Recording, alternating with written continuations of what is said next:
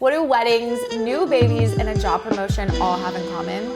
Well, they mark milestones, and few things celebrate that better than a new Rolex watch. I agree.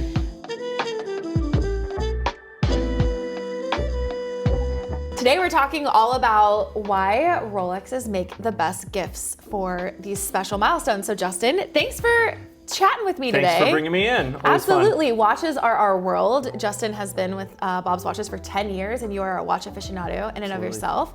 I'm relatively new, but man, I'm coming up on 5 years. So yeah, wow. Marking my own milestone, if you will. Yeah. Time to start looking for a watch. I agree. I just had a new baby. So maybe that's the first thing. Let's discuss what milestones exist that really do warrant this actual purchase of a luxury watch.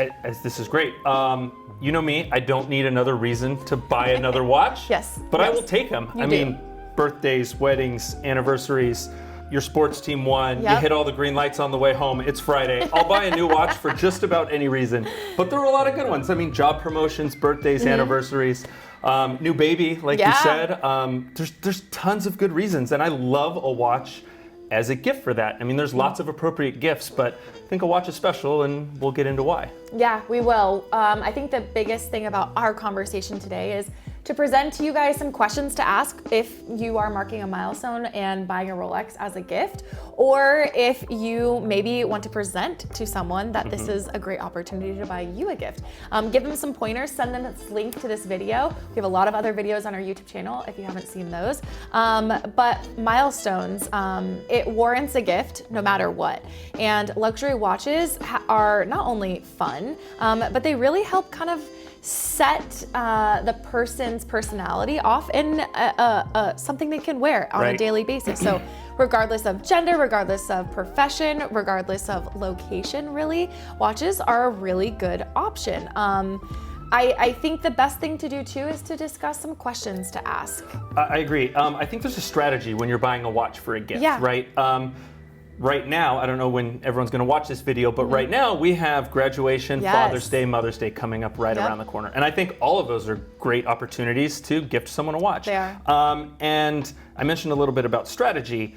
I think that you can choose it based on the person's personality, the event. There's several different things. Say someone just, graduated law school, maybe something very professional in that would look great in the courtroom. Yes. And, it's very fitting to the reason they're celebrating, like the graduation is great. Or say it's just Mother's Day. Maybe it's more, the watch isn't so much about Mother's Day, it's just about the person. It's about the mother. Let's take the watch you have on right now. Yes. That's an Emily watch if I've ever seen one, It right? is. You could show me that and say who's wearing this today, and I would tell you, Emily, I'll bet you my paycheck on it. And I'd be right. Yeah. And that is great because that means someone can buy you a watch that's very fitting to your personality. And I think watches offer that opportunity more than any other jewelry, probably most other gifts, right? Yeah. Like you could, as a woman, you can probably speak. Getting a beautiful necklace, it's great, it's beautiful, it's gorgeous, you love it. There's just not as much personality or not as much opportunity for personality as a watch. And I think that's what makes it kind of special. I agree. And I think that the phases of life also allow you to potentially collect a variety of options for your wrist. And for me, I love a gold watch. I love something dainty. That is something I'm into right now. Right. And so for marking milestones in years to come, my preferences may be a little bit different, right? Sure. I'm full mom mode at this point, but maybe I want something a little different. I've got lots of gold and I don't have two-tone. You know what?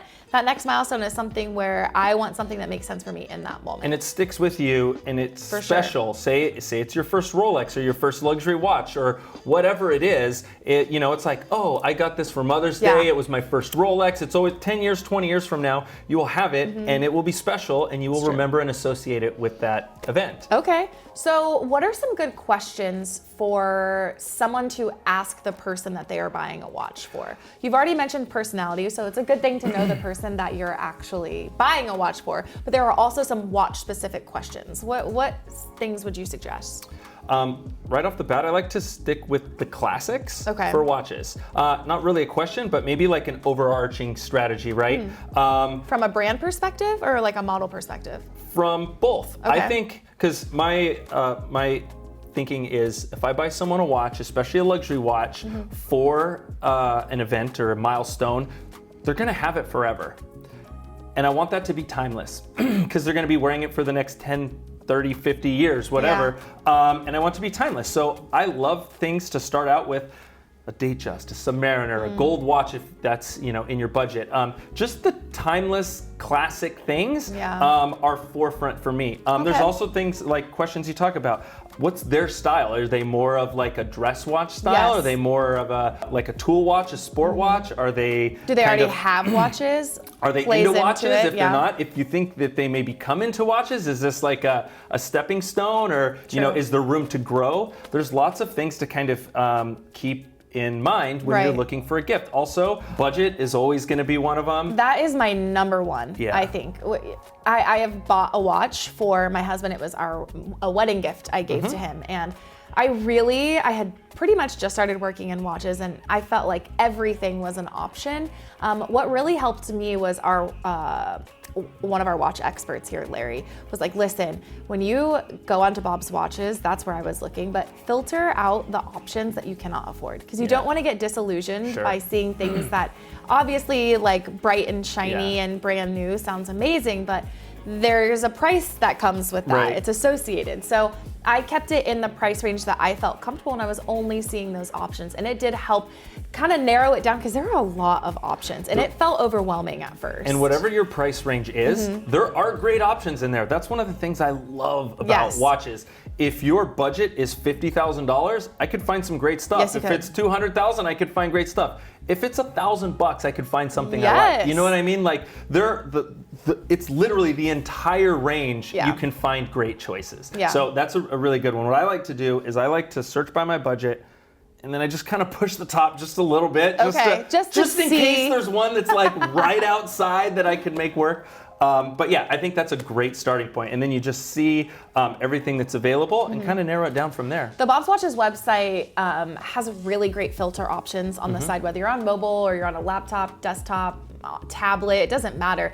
You can toggle between your metal type, which I do think is really important in knowing the person that you're buying for. I love yellow gold, but I also would really wear something that's two-tone. If you give me something in stainless steel, I might not be so happy. So that's where maybe those filters come into play. So I think metal type is also a really big detail to kind of hone in on. Maybe they really are open, and then unfortunately for you have to figure out in the sea of options what makes the most sense. But I think my next thing is bracelet type for the watch. There's a lot of variety there, especially from brand to brand, but sticking specifically with Rolex, I mean, it changes things. It changes the price, it changes the options available, and a lot of it has to hone back or go back to the person wearing it. What do they want? We talked about this before. Have you ever seen those charts where it's like it chooses something for you? So it chooses your favorite wine. You're like, I like subtle, I like strong, whatever, and then you make a choice and it takes you to another and you make all the choices. That's kind of what we need here. But to go through some of the questions, right? You're like, metal type. Are they more of a gold person, precious metals, or is it stainless steel? Size, are more large watches or smaller watches? Yep, size, so key of the case. Is it sporty or dressy, right? There's all these questions that you probably know. You know, if you know the person you're buying for, you know their style. So you can kind of do those on your own. And then you made a great suggestion earlier where you can call and let someone help you out. Someone who works with it all the time. We have a team of buyers here. Me, plenty of times, and they're like, I'm looking for a gift, and I'm like, well, tell me about them. What are they into? What do they do for work? And then I will come up with some suggestions based on that information. And it's something that might not have crossed their radar, and they're like, oh my God, he would love this. This is great. It's so talking to someone, I mean, the people here are great. Most dealers, they work with the watches every day, so they know probably a lot more than you, or at least the options better than you. An expert in general, I would say, is a byproduct of working in the watch world. I've now become that expert for so many people. Some best friends are having a baby and they're trying to commemorate.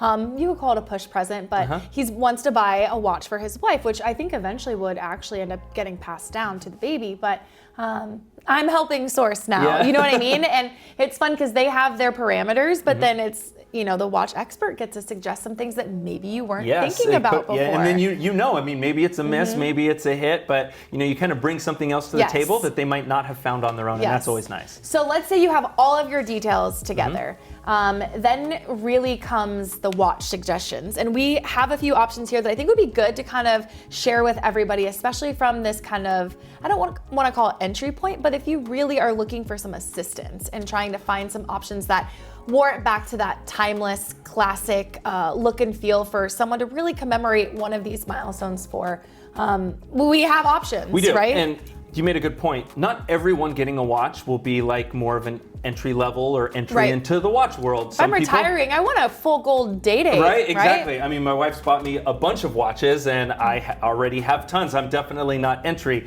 But there's probably more likely that they will be an entry. Maybe it's their first real watch or their first luxury watch, or maybe it kind of opens the floodgates to their like watch collecting career. So I think that there is more of a chance you're going to see someone who's a little bit newer, and I think we have some great options. There's a few right here. I think there's the classics. I mean, an Explorer and a Datejust are quintessential, but we're stepping into reality here. Right. We want to make this helpful for you. So what do you have first? Date. I think a date is really classic. It's hard to go wrong. I mean, it goes with everything. It's not too sporty. It's not too dressy. It's a great, I could never be a one watch guy, but I've said if I really had to, it would be a really nice date. Also, I have a lady Datejust, which I think, oh man, if this were one of my graduation presents, a birthday present, honestly, even a new baby commemorative piece of, I guess, a gift in general, I would be so happy with this. And the price point, because there's a million options, right? Like so you have much. the two-tone right there. Yeah. This was stainless. I mean, Your there's size different is 36 colors, millimeters. sizes, bracelet types, so metals. much variety. There's so much variety in Datejust that it's really nice. Another one I really like in the classic is the Submariner. Yes. This is the 14060 no date sub, one of my favorites personally. But again, there's a lot of different Submariners, and it's a Submariner. You can't miss. Yeah, I actually bought a 16610 for my husband for his birthday gift, and I mean, come on, it was a home run for obvious reasons, but it really is a nice watch that I think he'll keep in his rotation forever. And it will have that special memory associated with it, but it has been one of his favorite things, and in turn, it makes me feel good that I gifted a good gift. It's fantastic, right? And he will have it forever, and this goes back to my point of the classics. That watch is great. When you guys are grandparents, he'll have this, and this is like the Rolex Submariner I got for my wedding. It's an amazing watch, right? Yeah. It's very timeless. And these days, there's not a lot that goes into, it's a dive watch. You can't wear this somewhere special. My husband wore those to our wedding. You know what I mean? Absolutely. He had a tux on, but similar to the worked well for it. Very versatile, right? It is a sport watch, but it's really versatile. And this watch itself is under $10K. So from a budget standpoint, you have a lot of alternatives that go into this, and I think that maybe is one of the questions is once you find what you're looking for, be sure to do your research. Make sure that it really hits all of the marks for the person that you're buying for, but don't hesitate to look at alternatives, because that's a really good way too to find, hey, listen, this is almost maxing out your budget at $10K. Is there an alternative in a Tudor or even a Breitling? I mean, Tudor makes tons of great watches, and you're spending, if not a fraction of the price, to go to something like a Pelagos, right? They have a lot of similarities with that, I guess, would connotate an alternative. Right, and that's actually a good point. I'll bring that up. I have a fantastic option that I'm wearing. Wow, Justin. The Rolex Daytona. This is the 116-500, white dial, one of my favorite Rolexes. Amazing watch, amazing gift. And we talk about personalities. This is a good one. This is one I would buy for my dad. He's a sporty guy, he's a car guy, the chronograph, it fits his personality really well. However, you talk about price and alternatives. This one is not necessarily an inexpensive watch. Depending on your budget and who you're buying for, you might love the watch, but it's out of reach financially. Speedmaster, another fantastic choice. I probably bring it up every time we do one of these videos. But it's the Omega Speedmaster. The Moonwatch is my favorite. Just classic Moonwatch. Very similar. Classic, sporty, chronograph, stainless steel. Has the history and the accolades to accompany has and all challenge the history, and rival exactly. the I mean, Daytona. it's always the the versus, but at a much different price point. it's and more attainable and more available for a lot of people. So I think that's a really good point. There are different options that are available. If something doesn't quite fit all your parameters, there might be something out there that does in a different brand. I agree. As the resident female here, it's fun to see what has taken off in, I guess, the last decade or so, and Cartier is one of them. And, you know, I think Rolex is the emphasis of our conversation today, since it's a majority of the watches that we buy and sell here. But Cartier has a name. They are a household name these days, but they also have great watches at a price point that is very entry level for some, but the wearability and the, I don't know, the profound like resonance of the brand really goes far. And I have a Cartier tank in my hands. I know from regardless of gender, male or female, regardless of the milestone, awesome choice, right? Comes in a variety of sizes, a variety of bracelets. Like you said, the price is very competitive. I like that one because it's a great watch for everyone. And if someone who's not necessarily, doesn't really get into watches, they have a nice watch that they wear on occasion or a nice watch that they wear all the time, but they're not really into watches, that's a great choice. The Cartier, I mean, it's a really respectable watch. People know it, the tank, you can spot it from across the room. And it's just a proper watch, even if you're not into watches. Yeah. You know, there's something to be said about the legacy and luxury. The point is to commemorate something special, but also to have it last, stand that test of time. And I think that's the beauty of choosing a luxury watch as a way to give the gift of something that will truly last forever. And, you know, we've only scratched the surface of really how many different watches exist in this option. But at the end of the day, I think our points are critical in, you know, walking through that list and making sure you feel prepared as a buyer. And then you mentioned it, tap an expert. I think as our own personal company, there's so many people very capable of assisting with helping you narrow it down to buy something that makes sense. I think the last point that we had discussed was making sure you look into the company that you're buying from's return policy. It's a very good point, yes. So you don't, you know, if you're making a decision and you don't feel super comfortable about it, make sure you have a little bit of wiggle room, right? Exactly. I mean, you can always inquire that before. Hey, this is a gift. What's the return policy? How much time do I have? If I can't return it,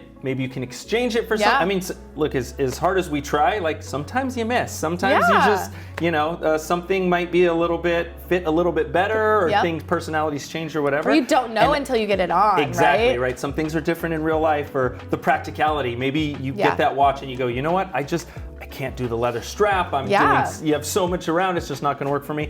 At least then you can exchange it for something that is more appropriate.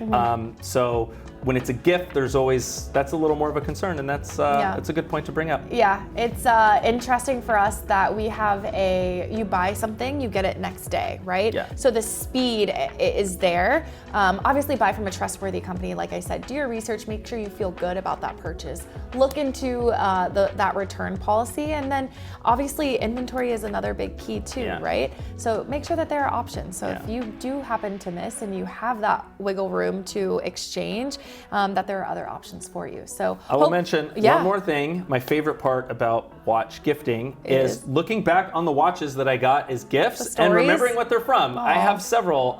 From my wife likes to get me watches for gifts, and it's like, oh, I remember that. Oh yeah, she got me that for our anniversary, or that was for a birthday, a milestone birthday or something. And then as you're going through your rotation and wearing different watches, and you know, you like different ones for different reasons, that's a nice part that, you know, that you can kind of look back fondly upon every time you wear it. So it's true. That's my favorite part. There's something in a gifted watch with case back engravings.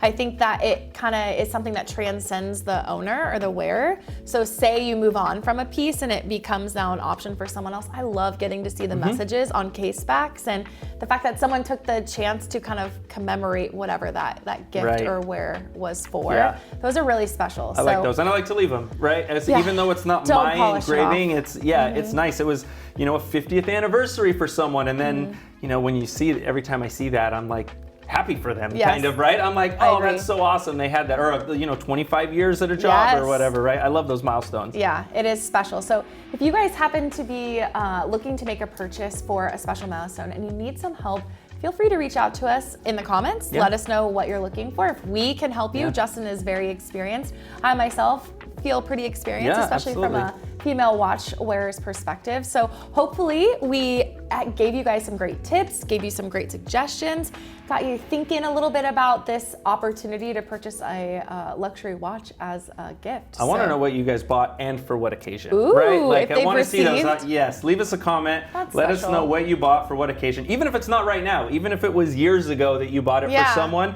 give us some ideas in the comments and let us know. I always love reading those. Yeah, that is fun. Well, we'll be back again soon. Otherwise, happy shopping.